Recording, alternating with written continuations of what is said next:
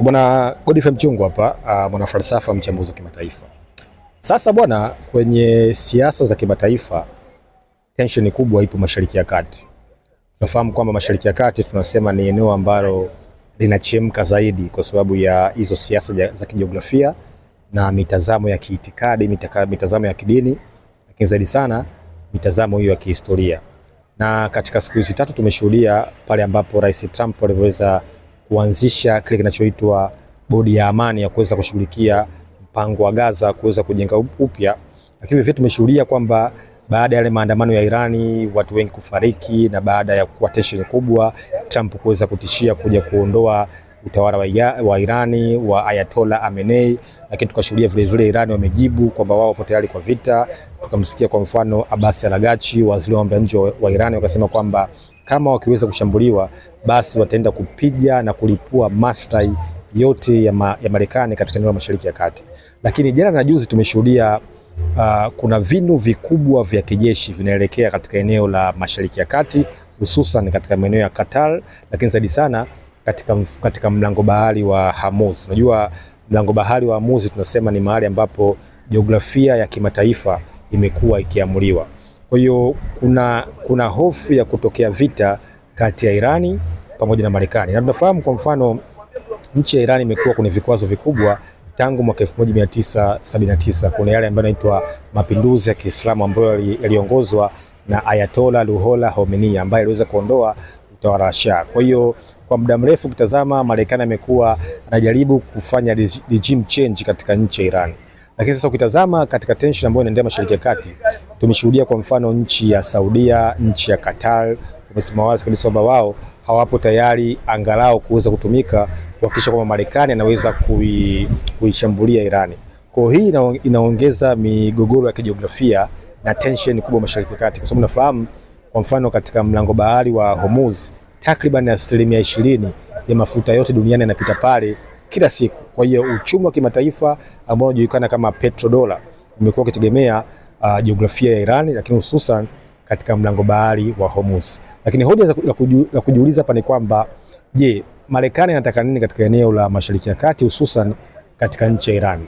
Lazima ufahamu kwamba kihistoria ni kwamba tunajua baada ya Ayatollah Ruhollah Khamenei kuweza kuongoza mapinduzi, akaweza kujenga taifa la Kiislamu, taifa ambalo linaamini kwenye misingi ya Kiislamu, taifa ambalo linaamini katika kujenga ustaarabu na kuweza kuondokana na ushawishi wa kimagharibi.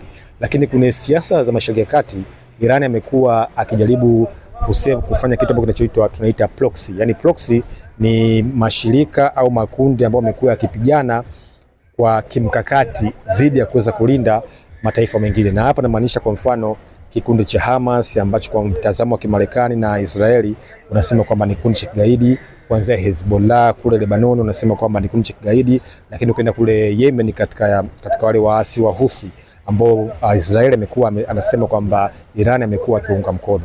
Kwa hiyo hii tunasema ni proxy war, yani ni vita vya kimkakati ambavyo makundi ya kiitikadi yamekuwa yakipambana dhidi ya kuweza kulinda maslahi ya watu wengine. Lakini ukitazama vile vile kuna mtazamo wa hawa Hamas ambacho wanachokipigania tangu katika kuanzishwa mwaka 1987, kwa sababu lazima ufahamu kwamba Hamas ilianzishwa mwaka 1987.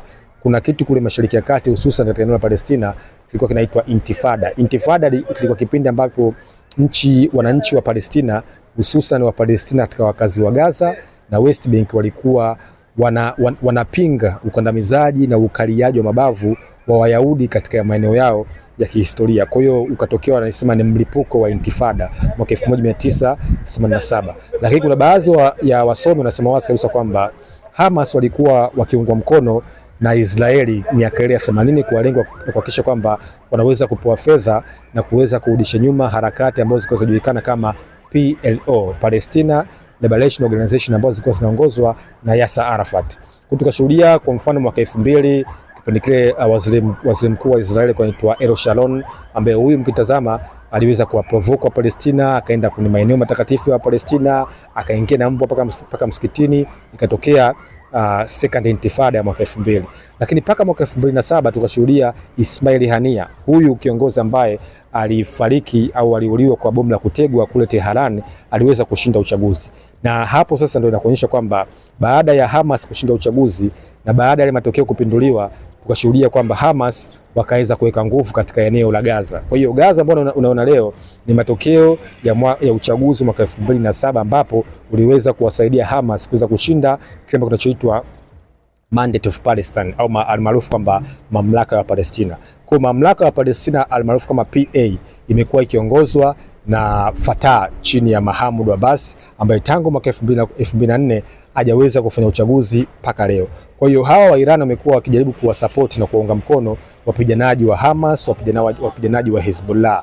Lakini ukitazama ni kwamba Iran inatajwa kwamba imepoteza sana washirika wake kimkakati kuanzia kule Lebanon, kwa sababu nafahamu baada ya mwaka 2024 makundi ya kiitikadi kuanzia Hezbollah, Houthi na Yemen waliweza sana kupoteza wapiganaji wao. Kwa mfano tunafahamu Ismail Haniyeh aliweza kufariki na kuuliwa. Tunafahamu kwa mfano Yahya Sinwar, mpiganaji maarufu katika eneo la Palestina hususan Hamas, aliweza kuuliwa. Lakini unakumbuka ile ajali ya ndege ya Ibrahim Raisi ambaye alikuwa ni rais wa taifa la Iran, aliweza kupata ajali ya ndege na kuweza kumsaidia kuweza kuingia mamlakani huyu sasa hivi ambaye anaitwa Masoud Pezeshkian.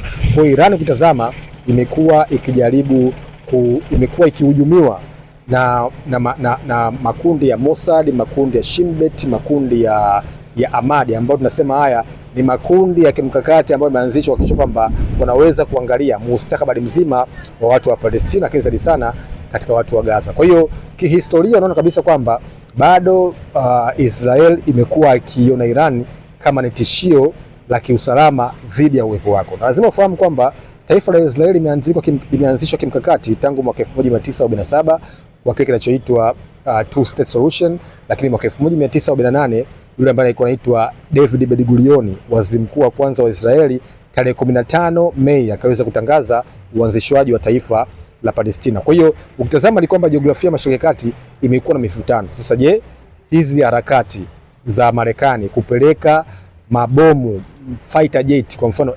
F-15, F-16 tumeshuhudia zikiweza kutua nanga katika pwani mbalimbali katika eneo kwa mfano Qatar, Afghanistan na kule Saudia.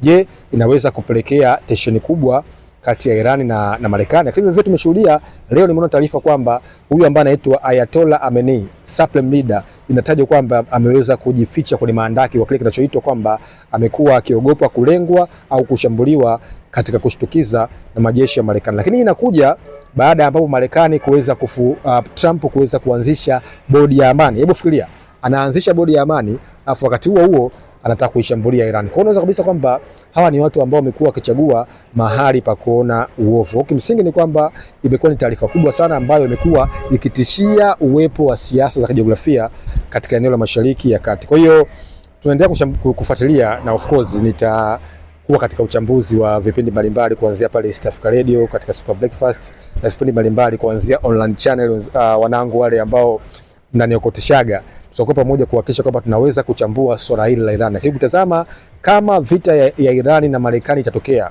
najaribu kusubiri namna gani Urusi na China wanaweza kumuunga mkono Iran, kwa sababu tunafahamu kwamba moja ya mkataba ambao umeingia Iran dhidi ya China kuhakikisha kwamba China anaweza kununua mafuta ya Irani kwa kutumia mfumo wa yuan, kama kile ambacho kiliweza kumuondoa Maduro mamlakani, kwa sababu Maduro naye aliondolewa mamlakani kwa sababu aliweza kuingia mkataba na wa China na shirika wa China ambao unaitwa Chinese Petroleum National Corporation kuhakikisha kwamba anaweza kuwauzia wa China mapipa 700,000 mpaka milioni 1 kwa siku kwa kutumia sarafu ya yuan. Kwa hiyo kimsingi liwatishia sana wa Marekani dhidi ya mfumo wao ambao unaitwa petrodollar ambao umeanzishwa mwaka 1973. Nakumbuka kipindi kile alikuwa waziri wa mambo ya nje ambaye anaitwa Henry Kissinger.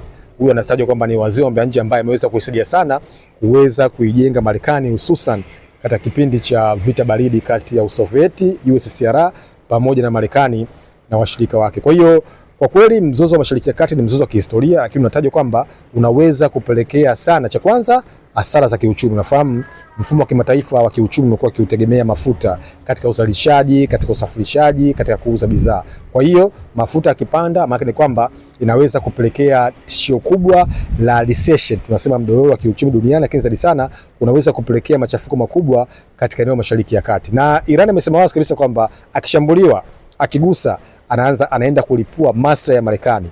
Na duniani Marekani ana kambi zaidi ya 300, lakini katika eneo Mashariki ya Kati ndio eneo ambao ana kambi nyingi. Ana kambi Jordan, ana kambi Saudia, ana kambi Kuwait, ana kambi Bahrain, ana kambi Qatar, ana kambi Afghanistan, ana kambi maeneo mbalimbali duniani. Kwa hiyo kama Iran ikichambuliwa, naona kabisa kwamba Mashariki ya Kati inaenda kuwaka moto. Na tumeshuhudia wiki mbili zilizopita Iran ameweza kuzindua kombora jipya ambalo linaitwa Intercontinental Ballistic Missile. Lakini zaidi sana Iran tunafahamu kwamba wamekuwa ni vinara katika kile ambacho kinachoitwa uzalishaji wa drone na kamikaze shahidi, ambao hata Urusi huyo Putin wamekuwa akijaribu kununua zile drone au zile kamikaze shahidi kutoka taifa la Iran, ambazo zimekuwa zikimsaidia katika vita yake dhidi ya Volodymyr Zelensky kule Ukraine. Bwana, mimi naitwa Godfrey Mchungu, ndio nimeanza. Kwa hiyo ukae hapa nitakuwa nachambua